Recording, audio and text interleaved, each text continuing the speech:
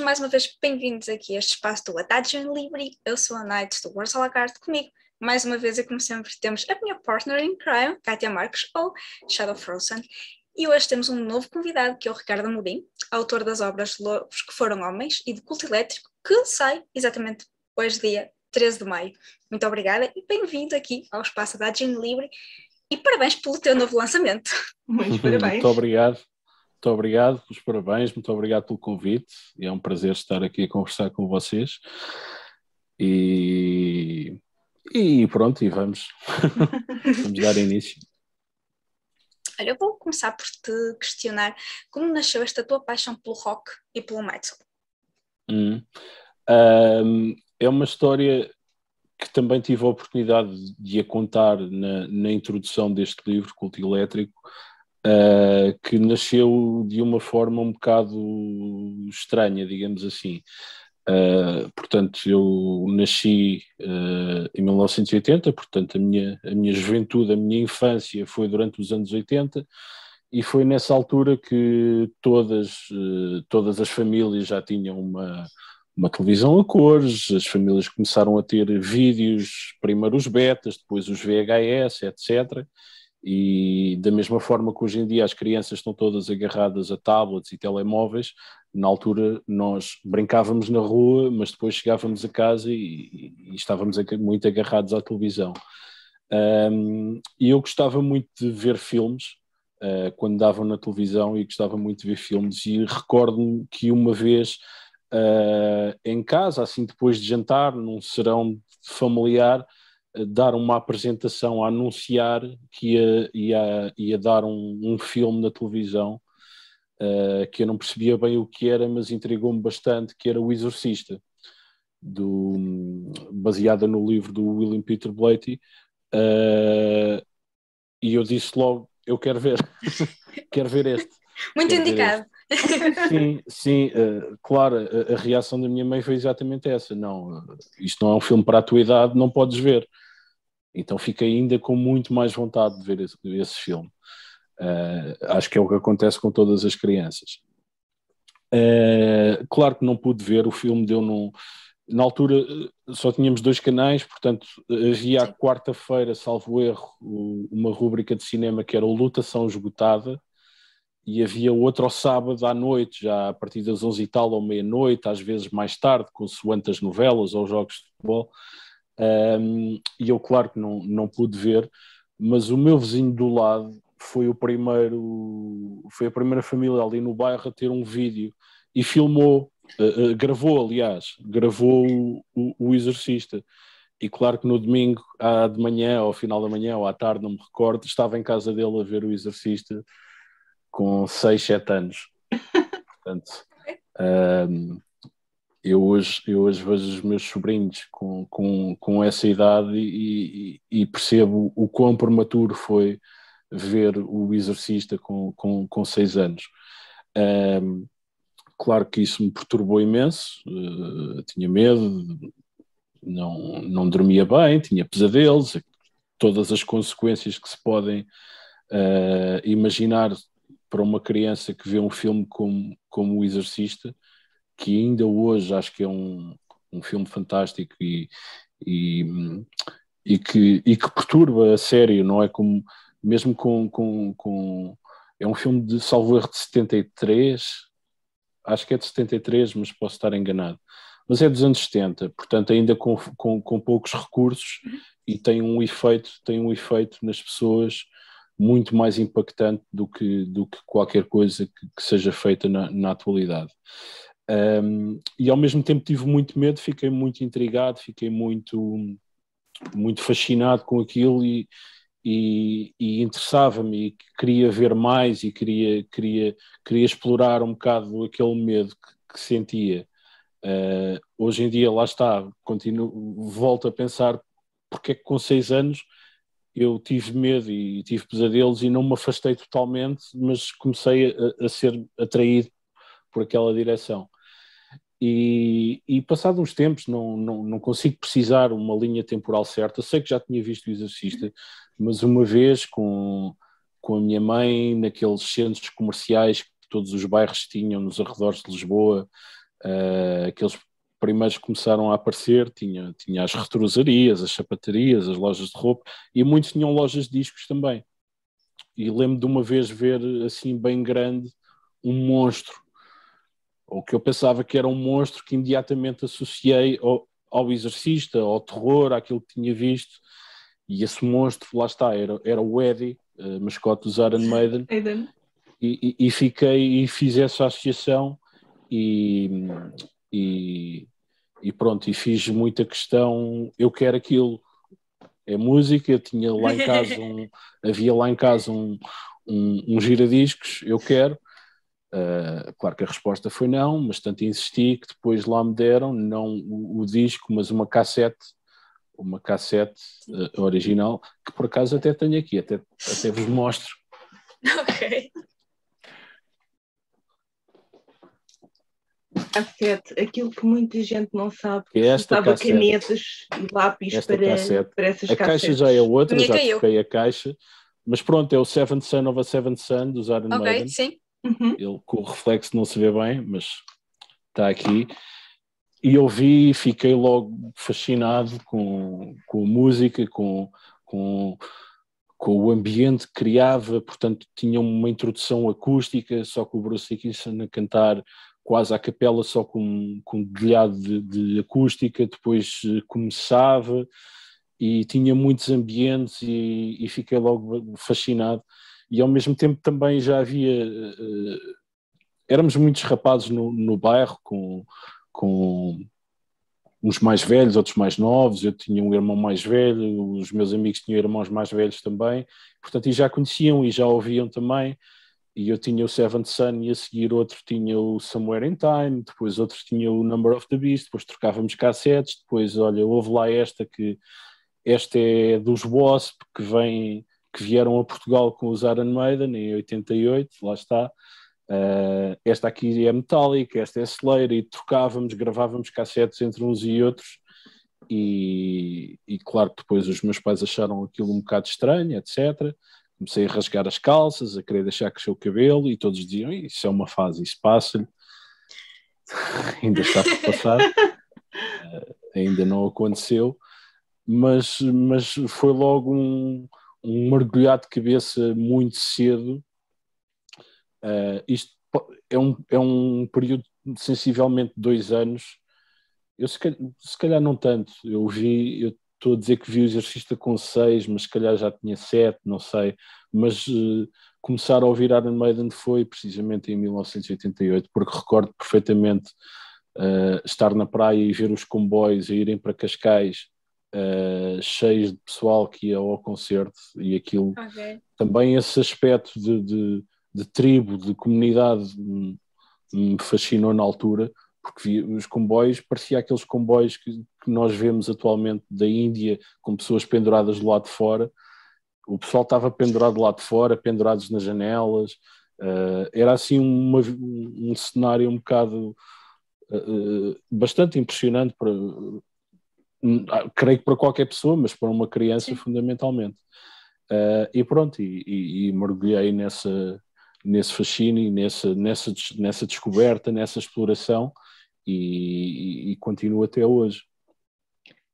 E continuas, e qual foi o passo que deste entre este amor pela música e a tua profissão? Porque atualmente és jornalista, correto, e também biógrafo. Qual foi o passo que deste? O que é que levou exatamente à profissão que atualmente tens? Em primeiro lugar, não é a minha profissão, é um hobby. Eu não o faço profissionalmente, já o faço há bastante tempo, mas tenho um emprego responsável, de pessoa responsável. Não é só falar com bandas e entrevistar bandas, etc., e ouvir música, e gostava que fosse, não sei se gostava, se calhar gostava de outra coisa, mas não é a minha atividade profissional principal, senão dormia debaixo da ponte, porque em Portugal é extremamente difícil. Mas isso começou, portanto, eu comecei nesse processo de descoberta, e depois na adolescência, com ao começar a conhecer outras pessoas no liceu, já não no meu contexto social da área de residência, digamos assim, do meu bairro, mas já no liceu a conhecer pessoas com outras experiências, que ouviam outras coisas, comecei a ouvir mais comecei a passar para o lado mais extremo do metal, com o death metal, o grindcore, etc. E a conhecer pessoas que tinham esses interesses. E eu comecei também a alargar esse meu leque de interesses. Já não me bastava ouvir Metallica e Iron Maiden, tinha que ouvir Napalm Death, Repulsion, Terrorizer, etc. Portanto, tinha que... Acho que é um percurso normal. E a dada altura conheci um grande amigo meu da altura e de quem ainda sou amigo, mas não com tanta proximidade, que íamos aos concertos todos, trocávamos os discos todos, portanto se eu comprava um disco ele não comprava igual, porque para termos dois e depois trocávamos e vice-versa, porque por exemplo, se calhar quando era miúdo saía um disco novo de Metallica, íamos todos a correr comprar o disco de Metallica. A dada altura, não, se tu compras o disco X, eu vou comprar o Y e depois trocamos e assim ouvimos mais música. Exato. E a irmã desse meu amigo, também era minha amiga, começou a fotografar concertos para uma revista que foi a primeira revista de metal que houve em Portugal, que era a RIF. A RIF começou... depois houve uma cisão entre aquele corpo redatorial que saiu da RIF e começou a Loud, mas nessa altura essa minha amiga, que é a Karina Martins, estava a fotografar concertos para a RIF, e a dada altura ela referiu-me que ia a concertos e muitas vezes não tinha pessoas para fazerem reportagem desses concertos. E ela conhecia-me, sabia que eu gostava de ir a concertos, ou que já iria de qualquer forma, que até tinha, não digo jeito, mas que até escrevia sem erros, que era requisito suficiente, e começou a desafiar-me para ir aos concertos que ela iria fotografar, porque ela precisava queria criar portfólio, queria trabalhar também, e eu comecei a ir a concertos. A fazer reportagens de concertos, e odiei, não gostei nada de fazer reportagens a concertos, ainda hoje não gosto, porque acho que relatar uma experiência assim, acho que não traduz bem aquilo que é a experiência. Mas a dada altura, como tinha existido essa cisão, havia falta de redatores, começaram-me a perguntar, olha, e não queres fazer a review a este disco? Fazes uma crítica, ouves e fazes a crítica. Não queres ir, olha, queres entrevistar esta banda? E eu comecei a dizer que sim a tudo, e pronto, e assim foi, e continuei. Isto foi em 2001 já, portanto já há 21 anos, e fui continuando. Portanto, continuei na RIF, depois a RIF acabou. Outra das pessoas que estava comigo na RIF era o Joaquim Pedro, que já tinha tido uma experiência anterior, que era uma fanzine, que era a Underworld Entulho Informativo, que era uma revista de distribuição gratuita que metíamos nas lojas, metíamos nos estúdios de tatuagem, em bares, em concertos, era distribuído gratuitamente, qualquer pessoa levava. E ele disse-me... Lembro perfeitamente, foi num festival no Seixal, que era o Headbangers Fest, que só aconteceu uma vez, salvo erro, com Satirican e Dismember, etc. Eu lembro de estarmos a ver o concerto de Dismember, e ele disse, olha, a RIF não vai a lado nenhum, estou a pensar a recomeçar o Entulho. Alinhas nisto comigo? E eu disse, bora lá. E assim foi, começámos em 2003, e a revista foi crescendo bastante, passou de ser uma coisa de fotocópias para ter uma impressão profissional, offset, com cada vez mais páginas. Começamos a ter sempre capas ilustradas, convidávamos um ilustrador para fazermos as capas, fazíamos várias coisas até 2008, a altura em que pronto, não foi viável continuar aquele projeto, porque tinha muita graça, era muito engraçado, mas não era economicamente viável, quer dizer, era de certo modo, pagava-se a si próprio, porque tínhamos a publicidade que pagava o custo de produção, mas depois os custos de distribuição, só para teres uma ideia, para vocês terem uma ideia, nós fazíamos a revista com vários colaboradores, cada um mandava um texto, eu compilava por e-mail, revíamos erros, etc. O Joaquim Pedro paginava, metíamos na gráfica. Depois eu alugava uma carrinha, daquela estilo Renault Kangoo, etc. Ia à gráfica com ele, enchia a carrinha de revistas e íamos para o Porto distribuir revistas. Ou íamos para Barroselas, quando era o festival. Sim, e andávamos...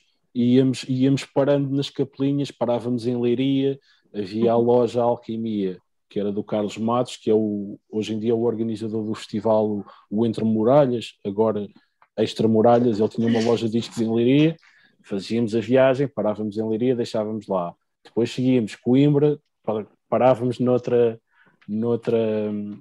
loja de discos que havia lá, ali em frente ao Teatro Gil Vicente, não me recordo o nome, deixávamos lá revistas, etc. Depois no Porto conhecíamos pessoas que não só deixávamos em lojas, como deixávamos pacotes de revistas com pessoas que conhecíamos, que iam depois distribuir a outros sítios, ou que no fim de semana iam visitar a família a Viseu e levavam, etc. Isto é tudo muito giro, uma vez ou duas. Fazer isto 3 em 3 meses, porque nós queríamos editar a revista 3 em 3 meses, tornou-se muito, muito desgastante e acabámos por abandonar o projeto, porque não era viável nesse sentido, porque todos tínhamos trabalhos, etc., porque isto nunca nos deu um tostão.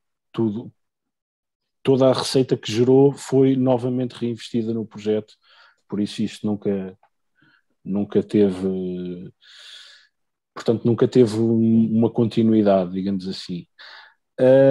Depois terminou o Underworld Entulho Informativo, conheci o pessoal da Loud, convidaram para a Loud, comecei a escrever na Loud, primeiro de uma forma assim mais esporádica, depois em 2012, quando a Loud mudou de proprietário, digamos assim, em 2012, comecei a escrever de forma bastante permanente,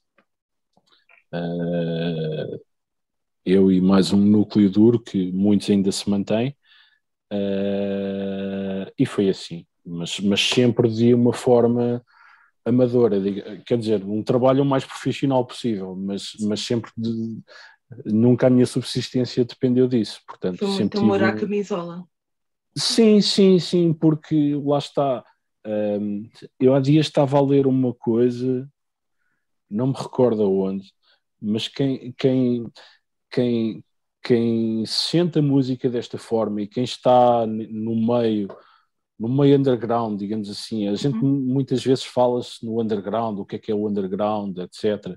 E parece assim uma palavra, um lugar comum, mas é sentir as coisas de uma forma tal que temos uma necessidade de retribuir e de fazer algo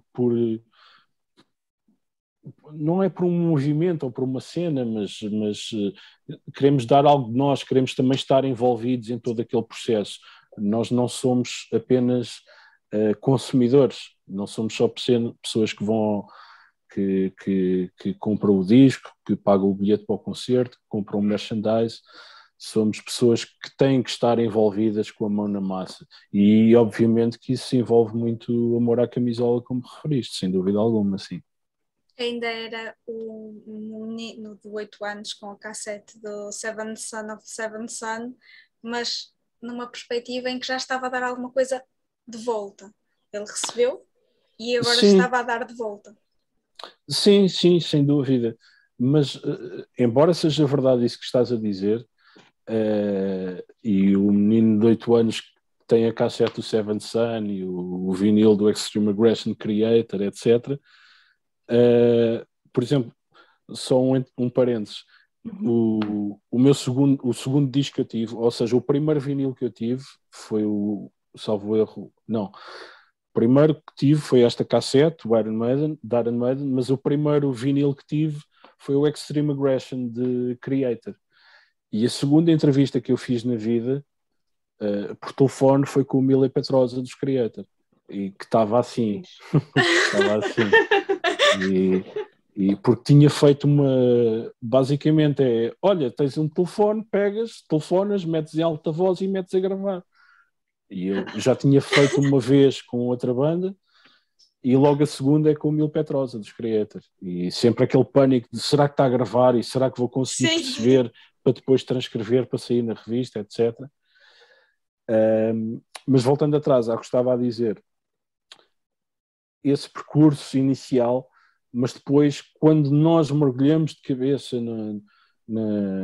nesse underground, nessa cena mais extrema, e isso dá-se na adolescência, Sim. É muito diferente. É muito diferente. Portanto, não é comparável. Para dar um exemplo, não é comparável ir ao Festival de Barroselas, que foi a semana passada, que eu infelizmente não pude ir, que adorava ter visto a Autópsia e infelizmente nunca vi, não só pelo tipo de música, mas pelo ambiente criado, do que ir, por exemplo, e com todo o respeito, ao VOA ou ao Vagos, que é um público mais generalista.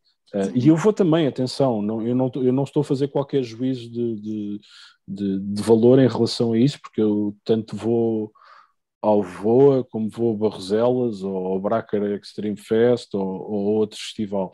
Mas o sentimento é muito diferente. E quando estou envolvido numa coisa como o Underworld Entulho Informativo, esse sentimento de pertença e de necessidade de retribuir é muito mais forte do que numa comunidade mais massificada, digamos assim. Se calhar não é o termo mais certo, mais indicado, mas acho que a ideia passa.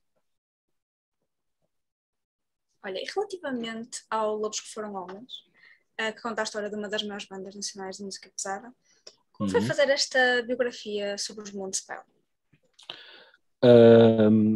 Nasceu de uma forma, já contei esta história algumas vezes, mas repito, foi de uma forma extremamente espontânea. Portanto, eu conheci o Fernando.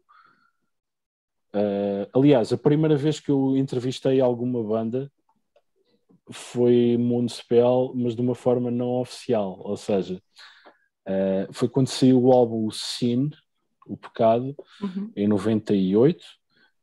Eu depois ganhei na rádio um convite para ir no dia seguinte à Mãe d'Água, que é ali nas Amoreiras, que é onde termina o Aqueduto das Águas Livres, e eles fizeram lá um espetáculo acústico, era só para convidados. Eu ganhei um convite na rádio e eu e uns amigos levámos um gravadorzinho, vamos gravar o concerto, para depois ouvirmos. Claro que não dava para gravar nada, não se ouvia nada, mas depois a banda estava ali, estavam ali os Lacuna Coil, etc. Olha, o Fernando está aqui, olha, vamos dizer que temos uma fanzine e vamos fazer-lhe uma entrevista.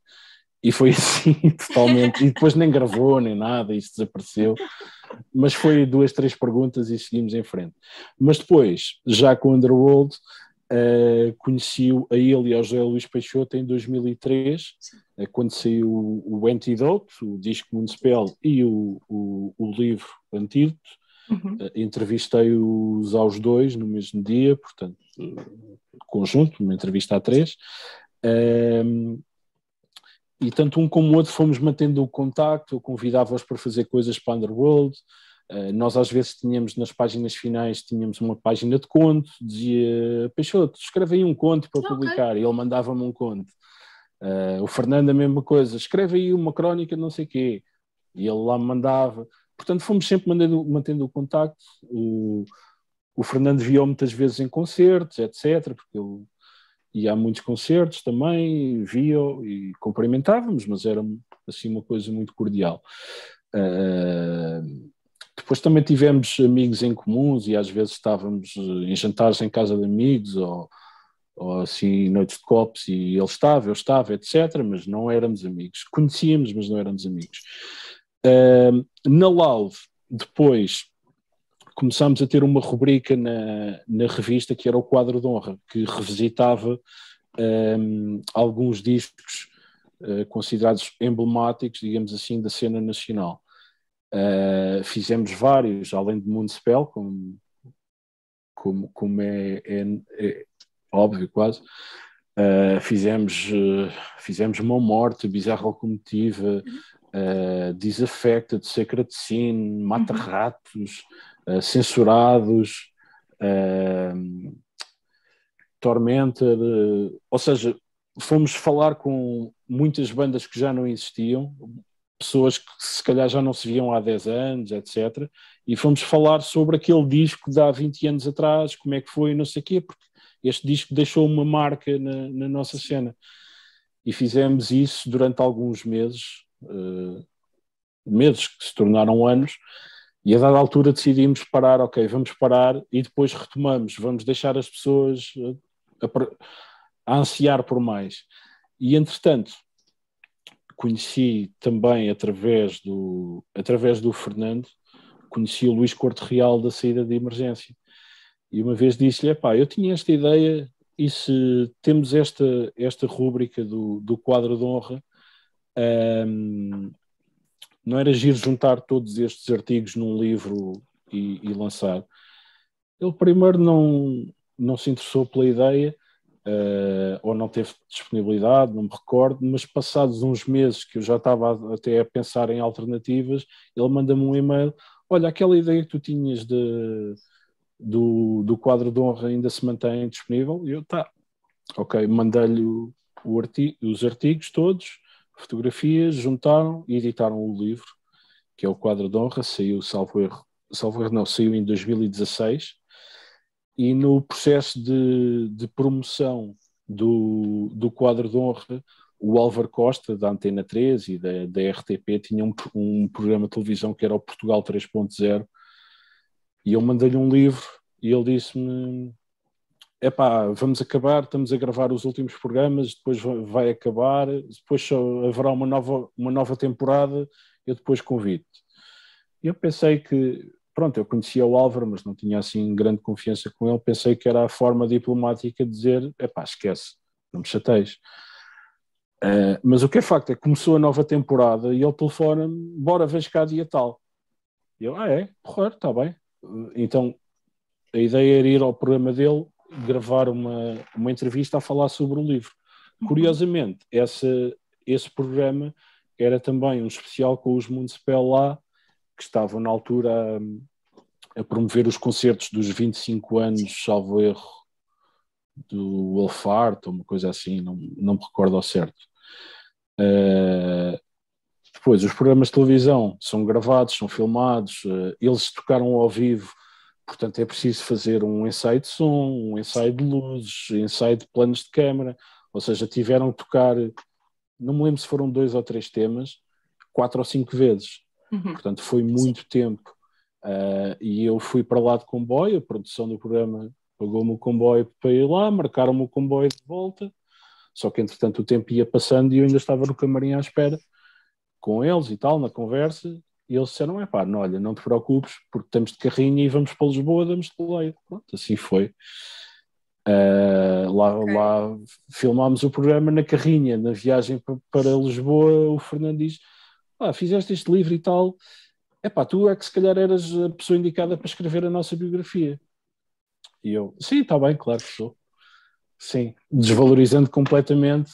Sim, pensei, olha, mandou para o ar e depois diz, o que é que acham, pessoal? E todos, sim. Mas pronto, passou também, outras coisas passaram na viagem que se calhar eu não estava muito focado no que estávamos a falar, portanto estava assim um bocado aliado da realidade, todos nós, menos o condutor. Pronto, depois... ok, ótimo. Eu gostei. Sim. No dia seguinte mandei-lhe uma mensagem, lá, estavas a falar sério com aquilo, sobre isso? Claro que estava, bora, vamos a isso. E pronto, e passados poucos dias estava em casa dele, estávamos já a escrever planos, etc., linhas editoriais para fazer a biografia dos Municipal, que se tentou que fosse nos 25 anos, mas não dava, porque era naquele ano, portanto não teria tempo para escrever. Mas também depois logo percebemos que não era necessário associar o livro a uma data específica. Isso faz muito na música, estilo um disco sai comemorativo na data tal. Sim. Com os livros isso não acontece tanto, portanto livrámos dessa amarra e avançámos com o processo. A única condição que eu coloquei foi: eu escrevo o livro, eu é que decido o que sai, eu é que decido o que não sai, eu é que decido com quem falo, portanto, e tenho que falar com todas as pessoas que já passaram nos Municipal, e algumas já lá não estão. Eu tenho que falar com toda a gente e tenho que ouvir as versões de toda a gente. E ele disse-me: eu nem queria que fosse de outra forma, portanto, acho que por isso é que tem de ser alguém externo à banda a escrever a nossa história. Exato. E assim foi, avançou-se, e foi um processo de cerca de 1 ano e pouco. Sim, isto começou no final de 2016 e no final de 2017 entreguei o manuscrito, que termina, portanto vai desde o início da banda, até vai antes, vai a pré-Municipal, a Morbid God, etc.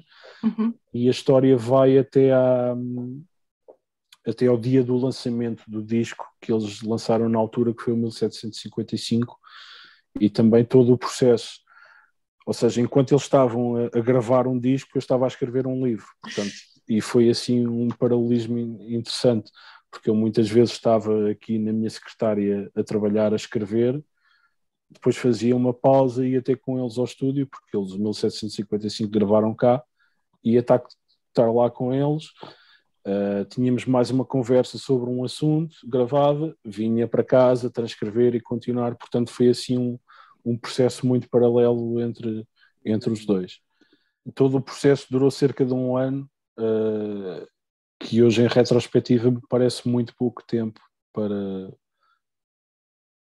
para todo o processo de pesquisa e de redação do livro, mas pronto, mas foi feito, e segundo as reações das pessoas até foi bem feitinho. Portanto, foi um processo mais intensivo. Muito intensivo, porque lá está, depois ainda tinha um trabalho, ainda tinha das 9 às 5 que trabalhar, portanto foram muitas noites mal dormidas, mas pronto, valeu a pena, porque lá está, quem corre por gosto não cansa, o que é mentira, porque cansa muito, mas faz, é um trabalho que de paixão.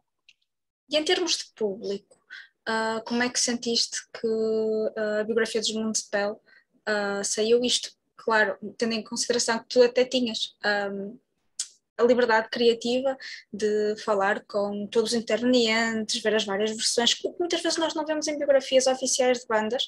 Por isso é que muitas vezes há biografias não oficiais em que as bandas sabem que existem e até dão um bocadinho de material, mas sabem que ao não ter, e por exemplo aconteceu isto com estes Metallica, o autor queria ter liberdade total para expor todos os factos, todas as entrevistas, aí até um bocadinho da experiência pessoal dele enquanto fã da banda, que preferiu fazer uma obra não oficial para poder se manter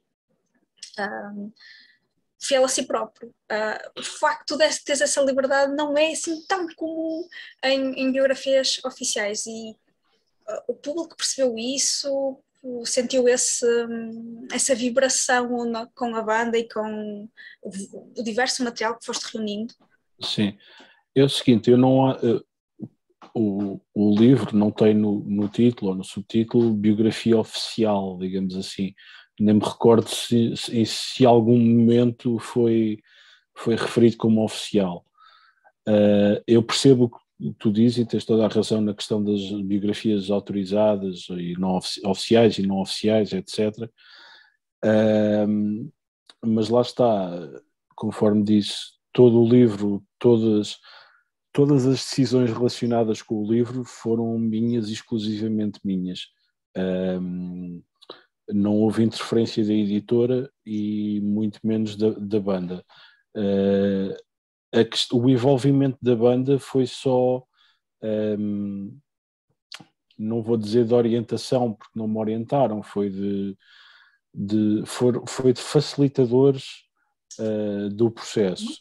Não só porque e quem ler o livro vai perceber isso, não só porque me acolheram no seio deles sem reservas e me contaram tudo aquilo que eu queria saber, responderam todas as minhas perguntas, foram muito mais além daquilo que eu perguntava e depois lá está, aquilo não, se calhar ao início começam por ser uma entrevista, depois já são quase conversas de café e conversa entre amigos, portanto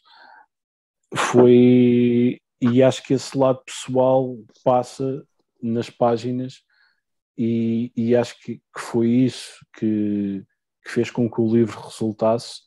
E é precisamente isso que o público, respondendo à tua pergunta, que o público, o feedback que eu tenho é esse, é que dá um lado pessoal da história da banda. Não só conta, pronto, de todos os episódios bons e maus, conta os diferentes olhares de diferentes elementos, de pessoas que já lá estiveram e já não estão, de pessoas que trabalharam com eles e ainda trabalham ou já não trabalham.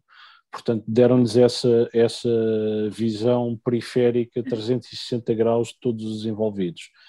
E ao mesmo tempo deixa transparecer esse lado pessoal deles, não só de banda dos lobos, como usando a metáfora que eles usam, mas de homens. Portanto, o feedback que eu tenho é que, de facto, isso passou para as pessoas e é aquilo que mais atraiu os leitores. Então, e hoje temos a tua nova obra, que é Culto Elétrico, e que fala de várias formas de arte dentro do rock. Podes desvendar-nos um pouco mais sobre a obra que está hoje disponível ao público? Sim, portanto, o Culto Elétrico nasceu pronto, como estava a referir, em todo este processo eu não hesito um bocadinho a chamar-lhe jornalismo, porque eu não sou jornalista, sou apenas um curioso de pesquisa, de fazer entrevistas, reviews a discos, etc. Isso é tudo, quando se começa a fazer isso durante um certo tempo, tu vais entrevistar uma banda, então conta-me lá como é que foi gravar este disco, o que é que tens de novo aqui. E depois, passado 2 anos, estás a falar novamente com ele e estás-lhe a perguntar exatamente as mesmas coisas e ele está-te a dar exatamente as mesmas respostas e dá-te exatamente as mesmas respostas a ti que deu aos 4 ou 5 jornalistas que o entrevistaram antes. Ou seja, torna-se uma rotina muito grande e, sinceramente, 80% a 90% das bandas são pessoas completamente desinteressantes em que não têm nada a dizer. Muitas vezes nem na música, mas pronto, mas isso é outra conversa. Mas em termos de conteúdo, ou seja, quando tu começas a fazer muitas entrevistas a bandas, começas a querer sacar mais das pessoas, além daquela resposta chapa 3 que já deram. E isso torna-se um bocado frustrante. Então eu consegui, porque depois também, aliado a tudo isto, há sempre uma grande curiosidade minha em de pesquisar outras coisas, de conhecer outras coisas, outras músicas, outros estilos, e fazer também aquele trabalho arqueológico de descobrir coisas que passaram ao lado, que não ouvi na altura e quero ouvir agora, as raízes ok, de onde é que vem isto, esta banda que eu gosto, quais são as influências que tem, deixa-me ouvir o que é que está para trás. Então na Loud comecei a ter liberdade de poder escrever sobre bandas que já não existem, artigos mais históricos, etc.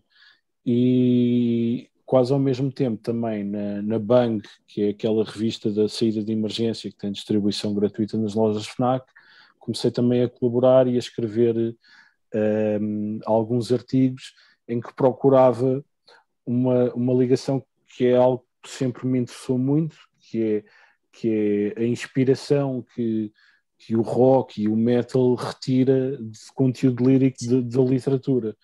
Isso foi algo que sempre me fascinou desde há muitos anos e tive a oportunidade de explorar melhor isso. E a dada altura já tinha uma quantidade suficiente de textos que acho que as coletâneas são sempre um bocado tricky, digamos assim, porque pode ser uma amálgama de textos que não fazem nenhum sentido juntos uns com os outros. Mas eu, ao reuni-los e lendo, acho que era perceptível para mim a existência de um fio condutor de uma semelhança, não é de uma semelhança, mas de uma familiaridade com um tema que é esta paixão pela música, pelos livros, por uma cultura que desde há muito se diz marginal e que continua a ter muitos aspectos de marginalidade, e que me sempre fascinou, e tanto na música como na própria literatura. Portanto, por exemplo, e vou confessar aqui uma coisa, eu nunca li os Maias, porque na escola disseram para ler os Maias, então eu não li, eu li o Marquês de Sade, não li o Viagem da Minha Terra do Camilo de Castelo Branco, porque me disseram na escola que tinha que ler, então eu preferia ler outra coisa que me dissessem, como a minha mãe me disse, não podes ver O Exorcista, se alguém me dissesse não podes ler aquilo, era isso que eu queria ler. Portanto, faz sentido. Sim, o fruto proibido. Sim. O fruto proibido. Exatamente. É o mais possível. E como não tinha internet, a fonte para tudo sim. Isso, não havia internet sequer, a fonte para tudo isso também era a música, e eu comecei a perceber que havia inspirações literárias na música que eu ouvia, e era esses os livros que eu queria ler, queria perceber porque é que aquele letrista escolheu aquele livro e não outro, o que é que o fascinou tanto para escrever uma letra desta música que eu gosto tanto para esse livro. Portanto, pega nisso e tudo junto é um bocado, é um culto, há um culto relativamente a bandas, a determinados escritores que me fascinou e que sempre me interessou, e ainda é isso que me interessa atualmente, que reuni neste livro. A somar a isso, e também é uma colaboração que eu fui tendo com alguma frequência na Laude, mas não acontecia em todos os artigos, que é todos os artigos que estão no Culto Elétrico são ilustrados pelo Pedro Sousa e Silva, que é um ilustrador do Porto fantástico, com que eu tenho a sorte de poder contar. Comecei uma vez, desafiei-o quando escrevi um artigo para a Laude sobre os Led Zeppelin, porque não havia discos novos de Led Zeppelin, não havia entrevistas de Led Zeppelin, portanto eu, pela lógica de entrevista, quando sai um disco eu não podia falar com ninguém dos Led Zeppelin, também que não é fácil, não é qualquer jornalista que fala com alguém dos Led Zeppelin. Então vou eu escrever um artigo sobre os Led Zeppelin, e convidei o Pedro para fazer ilustrações, ele fez a capa, todo o artigo, o interior não tem fotografias, é todo ilustrado, e fizemos várias coisas ao longo dos anos na Laude. E então, quando tive a ideia e a possibilidade de fazer este livro, O Culto Elétrico, não hesitei a fazer isto faz sentido, é com o Pedro. E, portanto, todos os artigos, desde a introdução a todos eles, têm uma ilustração do Pedro Silva a acompanhar, e que traz uma componente visual ao livro que acho que é muito importante. O livro respira muito, muito mais, e acho que se torna um objeto muito mais apelativo. Sim, temos mais uma vez aqui mais uma forma de arte a auxiliar tanto a música como a literatura.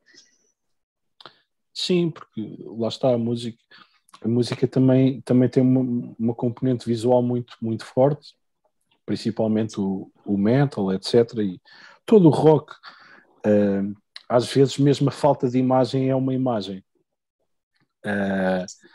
E pronto, e eu acho que o Pedro Silva capta muito bem aquilo que é a essência dos artistas e dos escritores, e tem uma linguagem também muito, muito rock and roll, digamos assim, transposta para para a ilustração, não só pela temática, porque ele especializou-se, ele ilustra muitos músicos, etc. Já expôs em Dublin para a mãe do Phil Lynott, do Thin Lizzy, portanto já fez trabalhos no estrangeiro e expôs no estrangeiro, mas o trabalho dele foca-se muito em artistas, em ilustrar, fazer um retrato do Jimi Hendrix, do Mick Jagger, do Keith Richards, do Miles Davis, portanto ele foca-se muito na música. Não só, lá está, porque o objeto de retrato está relacionado com música, mas mesmo o traço dele acho que é muito, muito, muito rock, e acho que tem tudo a ver com o livro, e acho que teria muito menos interesse se não fosse ilustrado pelo Pedro. Portanto, ele é tão autor deste livro quanto eu, na minha opinião.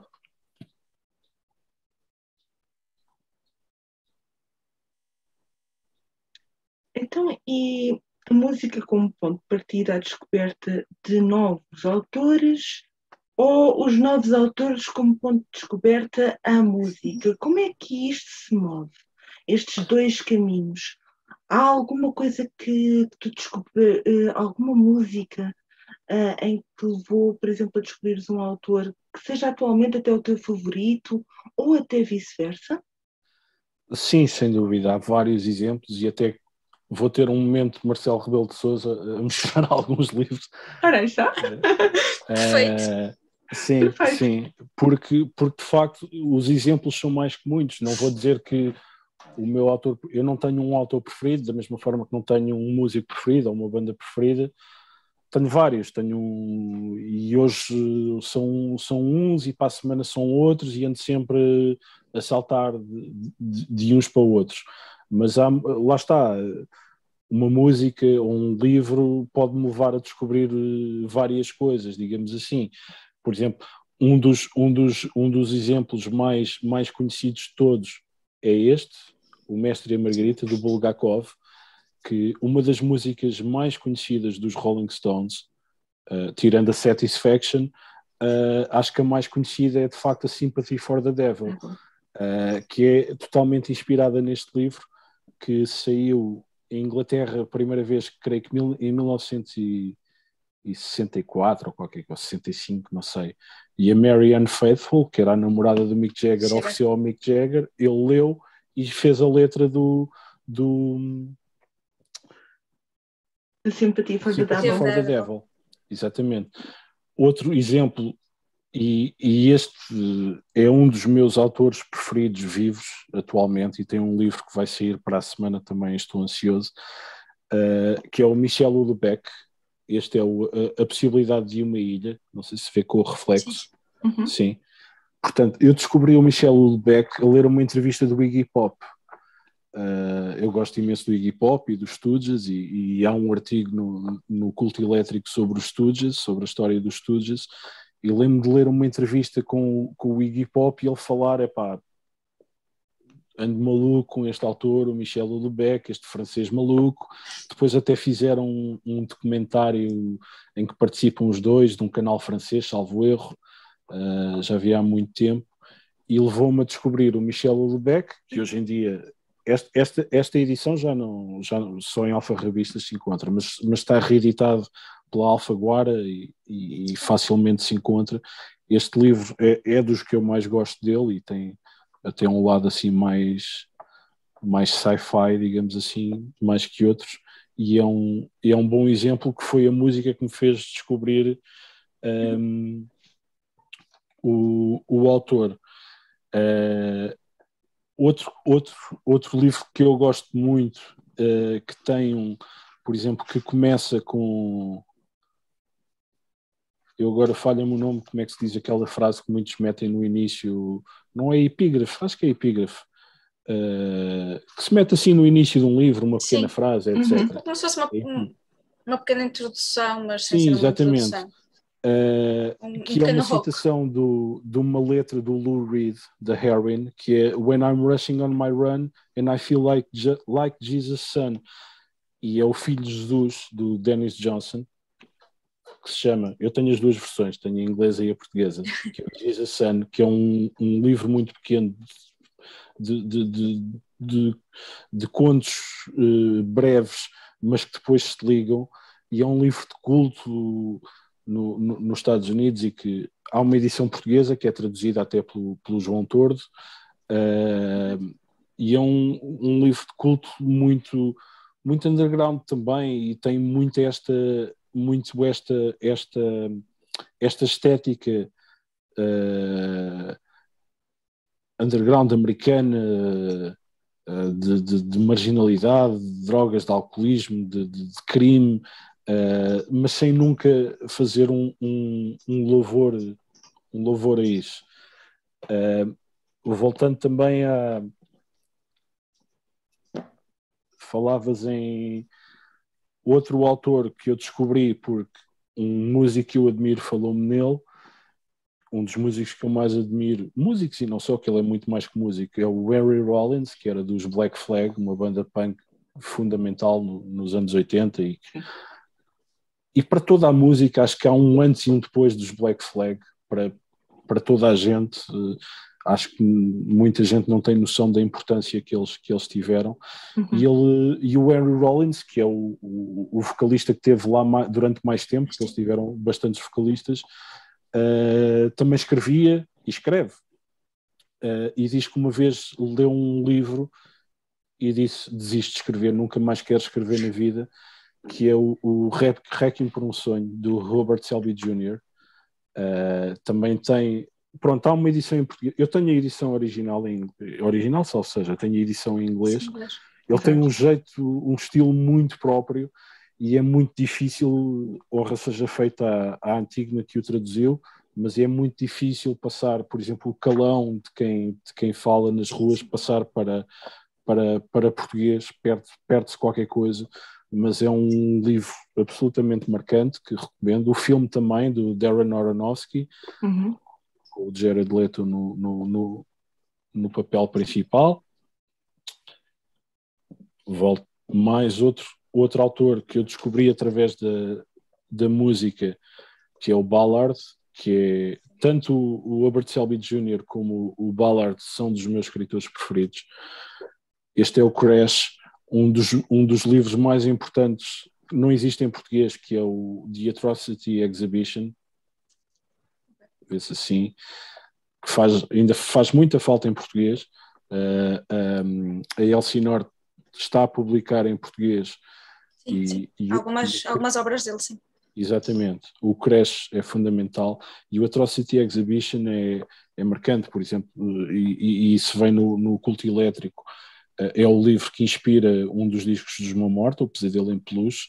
The Atrocity Exhibition é o nome de um tema dos Joy Division. O Ian Curtis era um grande leitor do Ballard, e pronto, e é um autor muito importante, porque depois também trouxe a ficção científica, que a dada altura a ficção científica estava a explorar muito a questão do espaço e do espaço exterior. O Ballard também se foca no espaço exterior, mas não naquilo que está lá, do lado de lá, mas no nosso espaço interior imediato, como as autoestradas, os aeroportos, os condomínios fechados, os resorts de férias. Portanto, tudo isso a paisagem para ele é muito importante, e fundamentalmente no espaço interior. Ou seja, ele trouxe muita ficção científica para o espaço interior, e interessa-me sempre mais o espaço interior do que o de lá de fora, da Lua, etc. Outro autor fundamental para isso é o Philip K. Dick. Os livros mais conhecidos dele são o Homem do Castelo Alto e o Será que Androides Sonham com Ovelhas Elétricas. O Valis acho que vale muito a pena, e é muita música, é muito rock, há muita inspiração lírica no Philip K. Dick, sem dúvida alguma. E lá está, e também, apesar de ele ser mais futurista em termos de enredos, etc., de ou seja, passa-se tudo num futuro em que as pessoas têm capacidades especiais, etc., replicantes e não sei o quê, Sim. mas passa também muito pelo espaço interior, e isso acho que é sempre mais interessante na ficção. Por último, muito rapidamente, para terminar o momento Marcelo Rebelo de Sousa, um dos artigos que eu mais gostei de escrever foi sobre o David Bowie, que é um dos meus artistas preferidos de sempre, acho que foi um gênio absoluto, e sou grande fã do David Bowie, e é interessante perceber como tantos momentos ele era chamado o camaleão porque estava sempre a reinventar-se, a mudar a imagem, etc. E tantos desses momentos foram inspirados pela literatura. Por exemplo, o Ziggy Stardust e até a forma como se vestiram é muito inspirada na Laranja Mecânica. Ele admite isso, ele nunca o escondeu. Ele refere sempre isso. Na Laranja Mecânica e também no The Wild Boys do William Burroughs, que não sei se existe em português, mas que só quis trazer livros em português. Toda a estética do Laranja Mecânica tem tudo a ver com o Ziggy Stardust. E depois ele quis também fazer um musical sobre o 1984, de George Orwell, que é um dos livros mais lidos do mundo, eu não tinha noção. Acho que, pronto, a Bíblia é o mais vendido. Acho que a Agatha Christie é a autora que mais vendeu no mundo, mas com muitos livros que ela escreveu em vida. Uhum. Mas acho que o 1984 é efetivamente um dos livros mais lidos do mundo. Não tinha essa ideia. E ele quis fazer um musical sobre o 1984. A viúva não autorizou, não gostava dele. Ele depois tentou fazer um disco inspirado no 1984, também não conseguiu levar isso adiante, mas uma grande parte desse disco, que é o Diamond Dogs, de 1974, é inspirado em 1984. Tem uma música chamada 1984, tem a Big Brother, tem outras muito inspiradas no filme No Metrópolis, ou seja, todo este imaginário distópico servia de inspiração para aqueles que foram os momentos criativos que, na minha opinião, são mais interessantes no David Bowie, que, quanto a mim, começará no Hunky Dory, segue pelo Ziggy Stardust, Led Insane, etc., e Diamond Dogs, até à fase de Berlim. Depois, nos anos 80, não acho que seja tão interessante, mas, regra geral, bandas ou músicos que estiveram no ativo nos anos 70 pioraram sempre nos anos 80. É irreversível. Acho que não há uma que se tenha tornado mais interessante nos 80. Acho que tudo se tornou pior nos anos 80. Portanto... E basicamente no Culto Elétrico há um bocado um convite, não são textos académicos, porque eu não sou um académico, mas há um bocado um convite a esta descoberta entre estas ligações entre a música e entre os livros, e se calhar vamos ler os livros ou com uma banda sonora ou sobre uma perspectiva diferente. Sim. E ouvir a música e perceber na letra de onde é que vem uma certa referência, etc. E isso interessa-me a mim, sempre me interessou, e espero que interesse aos leitores também. É muito interessante que a maior parte das obras que foste referindo, a par com as bandas e os músicos, tem sempre não só uma linguagem muito metal, ou mais, não diria extreme, mas mais de antagonista das regras, e são muitas vezes ficção científica. É muito interessante porque estamos a falar de uma coisa muitas vezes para o futuro, maquinetas e coisas estranhas que vão ser criadas, mas é exatamente isso, sempre viradas para o eu. Ou seja, é uma forma de nós explorarmos o ser humano através de uns olhos que não são necessariamente aquilo que nós temos, ou o momento em que nós estamos. E a música também nos permite isso, e o metal e o rock são assim mais alternativos, mais agressivos às vezes, ali mais no final dos anos 70 e o início dos anos 80, com o thrash e o black metal e o death metal. esta forma irreverente de colocar as coisas também se vê muitas vezes na ficção científica, e na ficção científica dessas décadas. Sim, sim, estou de acordo contigo. Até porque muitos destes autores, por exemplo, o Philip K. Dick, queria ser um autor sério, digamos assim, só que não conseguia ser publicado. Certo. Então começou a... E isto aconteceu com vários, começaram a publicar pequenas histórias em revistas as chamadas pulp magazines, Sim. que recebiam uns trocos e conseguiam depois ao fim do mês pagar a renda, mas tinham que estar sempre a escrever histórias.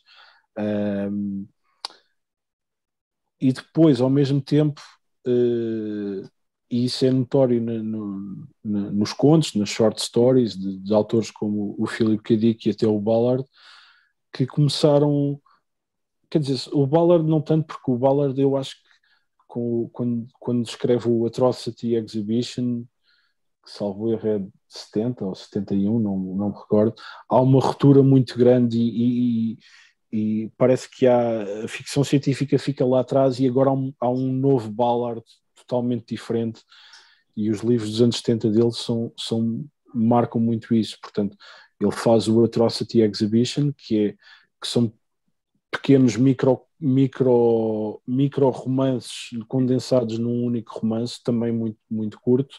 Depois explora mais a fundo no Crash essa ideia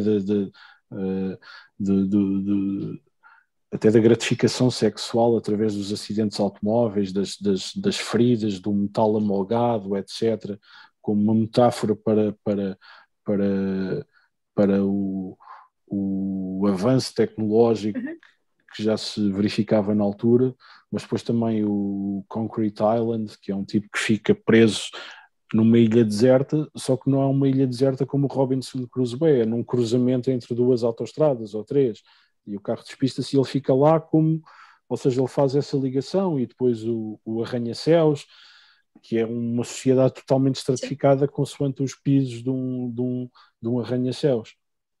Mas no Philip K. Dick há sempre essa preocupação em ter algumas temáticas que seriam pertença da chamada literatura séria, trá-las e vesti-as com uma roupagem da literatura de género, que é sempre um debate também que acho que é muito pouco interessante, em dizer aquilo que é literatura de género ou literatura séria, que ainda existe, infelizmente, acho que não me faz muito sentido, porque bom, não interessa aqui dissecar, mas sim, concordo contigo. Acho que seja a literatura de género, se assim quisermos chamar, ficção científica, horror, ficção especulativa, como lhe chamam algumas pessoas, e as vertentes mais extremas da música, do rock e do metal, são veículos privilegiados para transmitir determinados sentimentos e ambiências, sem dúvida que sim, concordo contigo. São formas também disruptivas também para pensarmos um pouco mais sobre o nosso eu. Um pouco conhecermos um pouco mais sobre o nosso eu interior e sobre a relação do eu com o que está à nossa volta. E às vezes conseguir exteriorizar de uma determinada forma exatamente aquilo que sentimos. Sim, sem dúvida alguma, concordo contigo. E, por exemplo, não imagino que, sei lá, por exemplo, uma banda de black metal que lançou um disco a semana passada, que são os Vatain, os suecos, até lançaram um videoclipe que tem uma citação do Meridiano de Sangue do Cormac McCarthy. É impensável uma banda como Vatain ter uma inspiração, sei lá, num livro de autoajuda do Gustavo Santos ou do Pedro Chagas Freitas, etc. Ou seja, há também uma estética, não é só uma estética musical e de escrita, mas temática também, porque o metal, sendo um género tão extremo, confronta-nos com emoções, com sentimentos, e e sendo tão extremo não pode ter uma temática ligeira, porque não casa uma coisa com a outra. Portanto, sim, acho que é quase inevitável. Se bem que, por outro lado, aquelas bandas que me parecem mais interessantes são as que também estão mais focadas num tipo de ficção que menos me interessa, por exemplo, na fantasia, nos dragões e nas espadas e esse tipo de coisas que me causa urticária e afasto-me o mais possível que posso disso. Ao mesmo tempo compreendo que há ali uma coerência estética entre aquilo que é a música e aquilo que é aquele universo ficcional que a componente lírica explora. Portanto, acho que faz todo sentido isso que estás a dizer e concordo absolutamente contigo. Portanto, se nós temos uma música extrema, temos que ser confrontados também com emoções extremas e sentimentos extremos. Acho que faz parte. E, ao fim e ao cabo, elaborar todos estes trabalhos, inclusive precisamente o culto elétrico, necessita de bastante tempo e bastante pesquisa. Já foste falando que foste criando artigos, depois foste agregando em obras, mas os métodos que tu foste utilizando e as dificuldades que foste tendo, ou não, também considerando que nem toda a pesquisa se calhar foi feita no momento mais atual, se nos puderes falar um bocadinho desses métodos, das dificuldades, da forma como chegar às coisas e às pessoas que tiveste para fazer então este culto elétrico. O processo foi bastante fácil, ao contrário do que seria esperável. Por exemplo, uma coisa foi Lobos que Foram Homens, que foi só trabalho de pesquisa e falar com pessoas, etc. Outra coisa foi o culto elétrico, que basicamente foi nascendo espontaneamente. Por exemplo, eu, além de ficção, gosto muito de ler sobre música. Tenho muitos livros sobre música, biografias de bandas, de artistas, estudos sobre ensaios. Portanto, tenho, aqui não se vê, mas está do outro lado, tenho muitos livros sobre o tema. E gosto, portanto tenho mesmo prazer em ler isso. Por exemplo, só relativo a Led Zeppelin banda e depois Robert Plant e Jimmy Page, etc., devo ter uns 6 ou 7 livros. Portanto há muita matéria-prima. E, por exemplo, dou-te um exemplo, eu li um livro, a biografia do Wade Jar dos Bad Brains, e escrevi um artigo sobre os Bad Brains. Leio uma biografia do Jimi Hendrix e faço um artigo sobre o Jimi Hendrix. Ou seja, tudo surge de uma forma muito... Ou seja, quando eu tenho as fontes que li, que li por prazer, e a seguir, ok, vou escrever um artigo sobre isto. Li um livro, a biografia do Mick Wall dos Iron Maiden, e vi tantas referências a ficção científica, a livros, etc., e outros livros também, não só essa biografia, que a seguir escrevi um artigo sobre a influência da ficção científica na história dos Iron Maiden, que é gigante, que é muito maior do que eu já sabia que era. Não é só o Somewhere in Time e a capa do Somewhere in Time com aquele universo todo de Blade Runner, é muito maior. Por exemplo, em 1983, o álbum Peace of Mind termina com um tema que se chama To Tame a Land, que não é o título original. O título pensado para esse tema era Dune, só que a família do Frank Herbert não autorizou, porque ele não gostava de heavy metal. Não gosta de rock, muito menos de heavy metal. Portanto, eles mudaram o nome, mas o To Tame a Land é uma letra sobre o Dune. E as referências são mais que muitas, além de Somewhere in Time, Timbaland, todo o disco, o Brave New World, lá está o Admirável Mundo Novo do Huxley, mas tem mais, tem Out of the Silent Planet, que é um tema desse disco, que também é inspirado num romance do Orson Scott Card, salvo erro. Seventh Son of a Seventh Son também tem uma inspiração na ficção científica.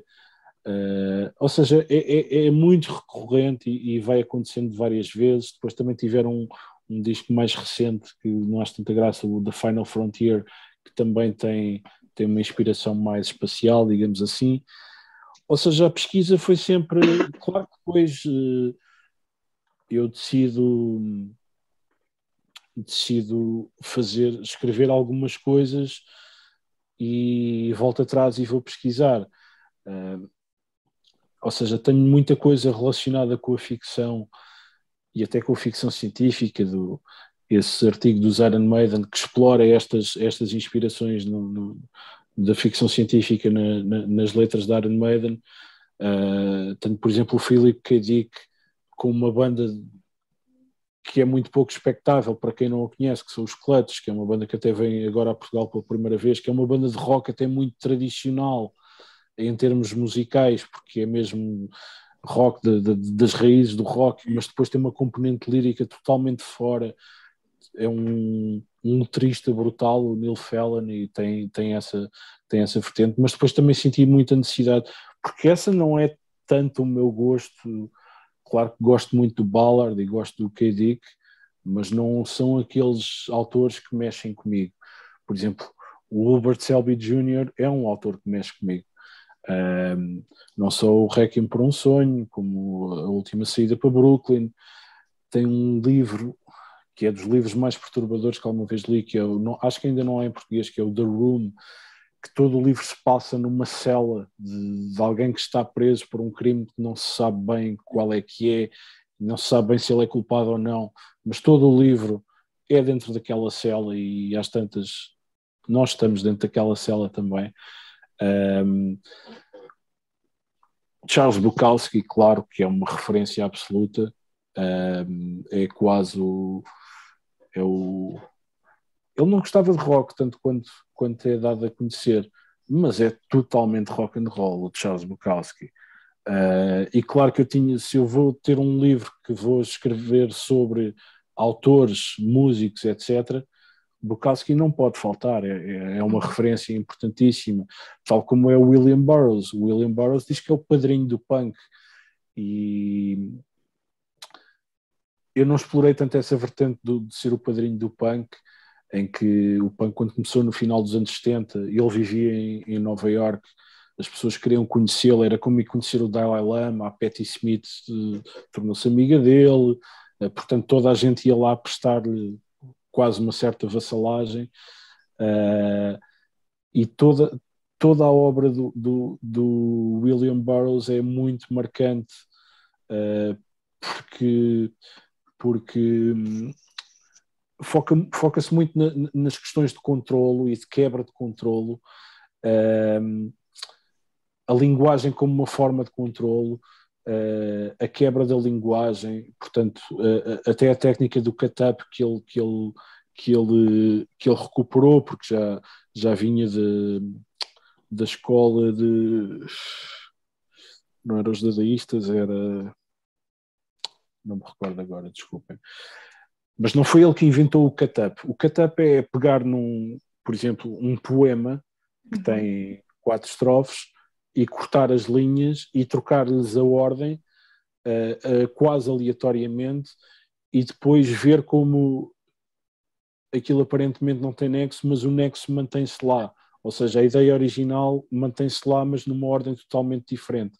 Isso também claro, como o aspecto artístico de criativo, o processo criativo, de cortar, de colar, etc., e de encontrar um conjunto todo daquilo, era também uma forma de rebelião e de recusar o controle da sintaxe e da estrutura convencional. Isto tem tudo a ver com o punk. O que o punk traz à música é exatamente isso.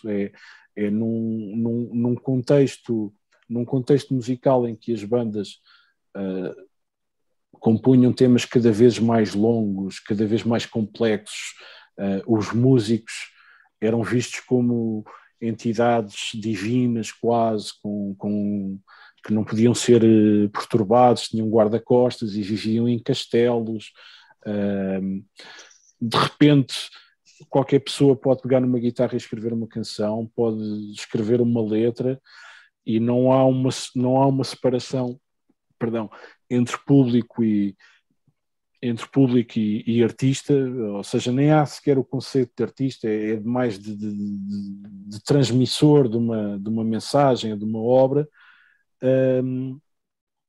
E isso é essencialmente o que o William Burroughs fez na literatura, e também aquela Beat Generation de que ele fez parte, com o Kerouac, com o Ginsberg, o Gregory Corso, etc.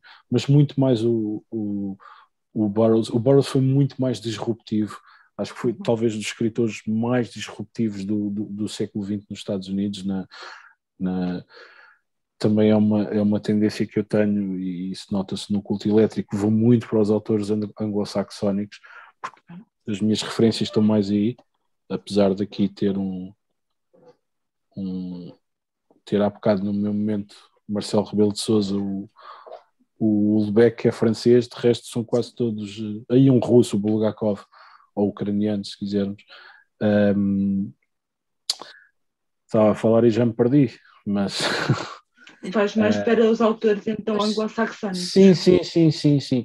E a referir que, pronto, no artigo sobre o Burroughs não fui tanto por aí, fui também até por conveniência, por proximidade, fui para os Municipal, porque os Municipal também têm um disco que é totalmente inspirado no Burroughs e na Beat Generation, que é o Butterfly Effect, que é um disco mal amado, mas acho que 20 e tal anos depois as pessoas já estão um bocado a fazer as pazes com ele, mas que também é um disco que em 98, 99 me ajudou a descobrir, ou me fez descobrir o Burroughs e toda aquela geração. E depois os Mão Morta, em 2004, com o álbum Nus, fizeram-me também entrar mais a fundo nisso, que são os autores da Beat Generation, com o Ginsberg, porque o mote, o gatilho do Nus, que é um disco que eu acho escandalosamente esquecido, acho que devia ser estudado como os Lusíadas são.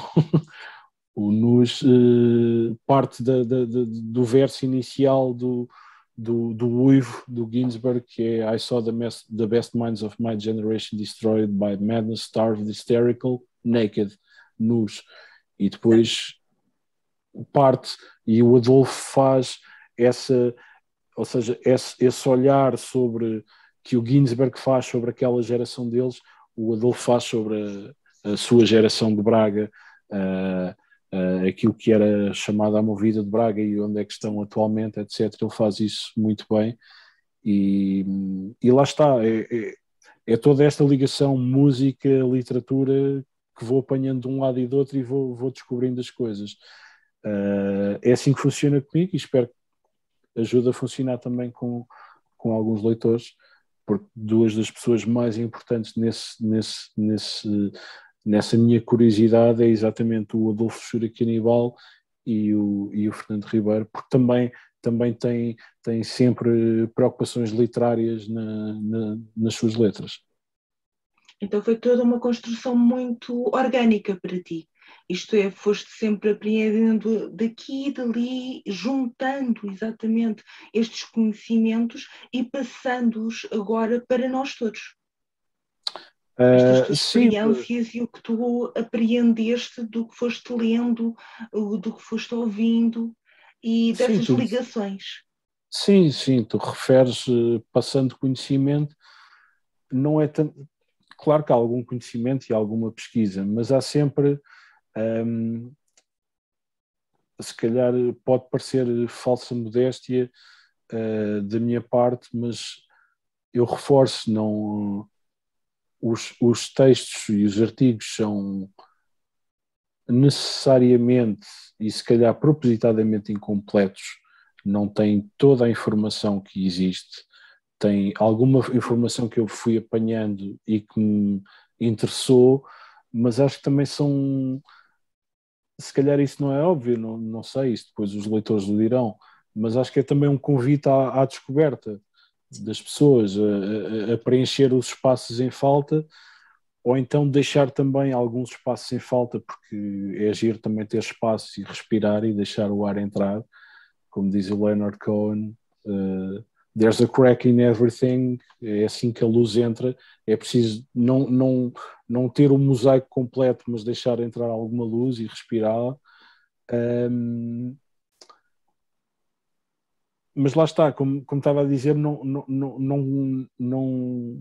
pretendo em nenhum momento, ou espero que não passe essa ideia que está aqui esta informação que eu tenho, que eu reuni e agora partilho com vocês. É um bocado de conversa com um amigo. Epá, tu já reparaste que a letra desta canção que a gente curte bastante é por causa deste livro? Olha, comprei o livro, já estive a ler, adorei, queres ler?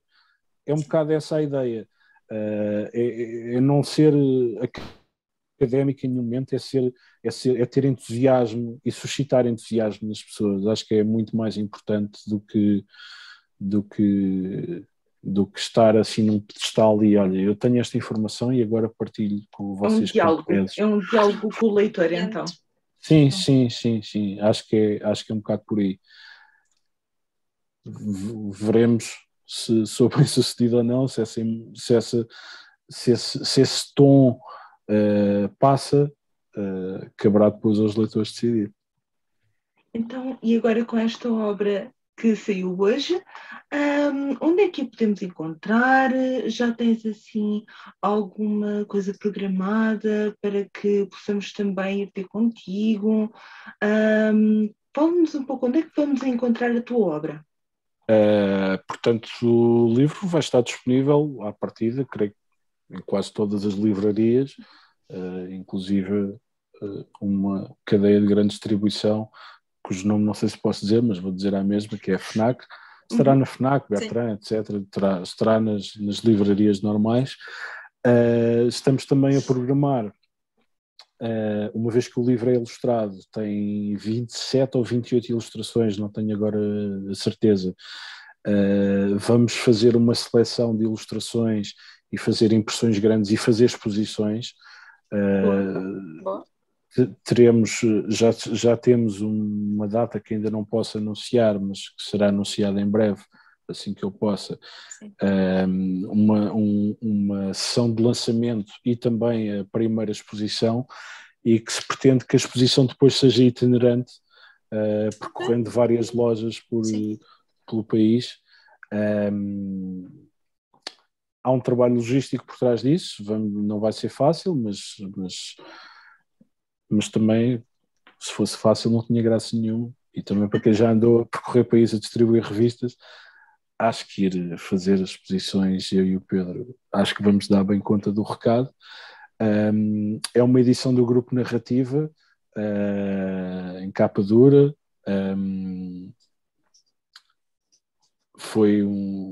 Tem sido uma experiência excelente trabalhar com o André do Grupo Narrativa. Uma pessoa que gosta de livros, gosta de música, percebe os livros, percebe, ou seja, não os vê apenas como mercadoria, e tem sido uma experiência bastante gratificante e portanto, tudo aquilo que nós pudermos fazer para levar o livro às pessoas e chegarmos às pessoas, vamos fazer. Anunciaremos em breve o lançamento, vai ser, portanto, vou estar eu e o Pedro Silva, o ilustrador, também o André da nossa editora, o Grupo Narrativa, e estará também o Fernando Ribeiro dos Municipal, que escreveu o prefácio. Vai ser ele a fazer a apresentação, se calhar mais algum convidado de surpresa de última hora, vamos ver se conseguimos ou não.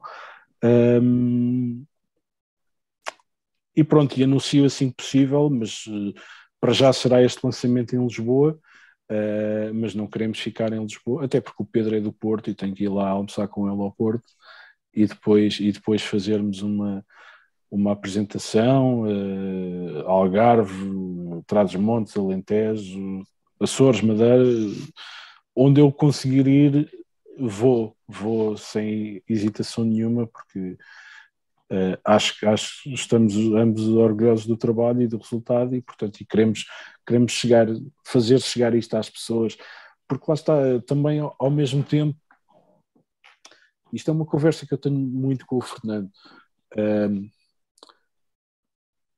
Por exemplo, há muita gente a gostar de música e de metal e de rock e de música que tem uma inspiração literária, mas que depois esquece totalmente o lado literário da questão, que é legítimo, atenção, não, cada um sabe de si e daquilo que lhe interessa, mas queremos, não é abrir os olhos, mas eu acho que havendo forma de dizer às pessoas, epá, olha, já experimentaste isto, se calhar vais gostar disto, isto vai-te interessar. Da mesma forma como eu senti desde muito novo, acho que se calhar vai interessar a algumas pessoas, e portanto queremos tentar, pronto, não quer dizer que quer tentar abrir os olhos às pessoas, isso seria muito arrogante da minha parte, mas quero que pelo menos que saibam, epá, isto existe, isto também passa por aqui, e se calhar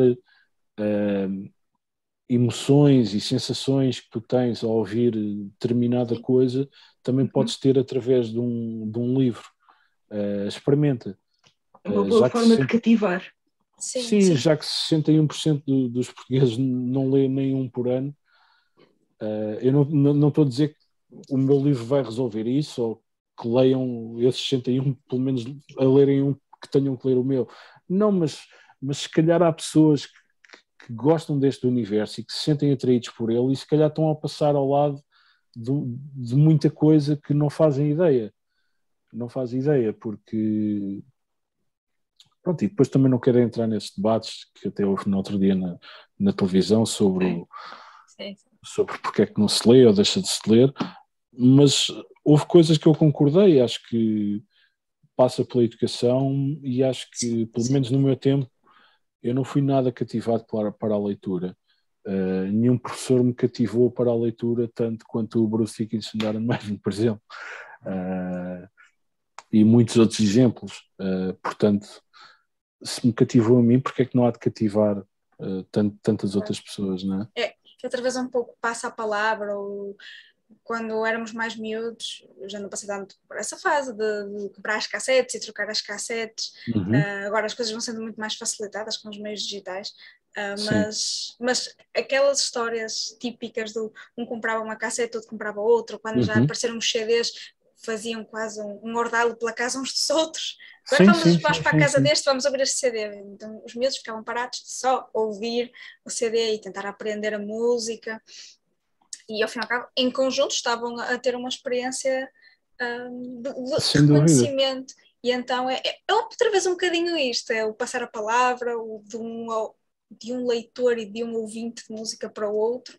Se calhar estás a tentar transmitir essa mensagem com este novo livro, este culto elétrico, e passar essa ideia desse culto.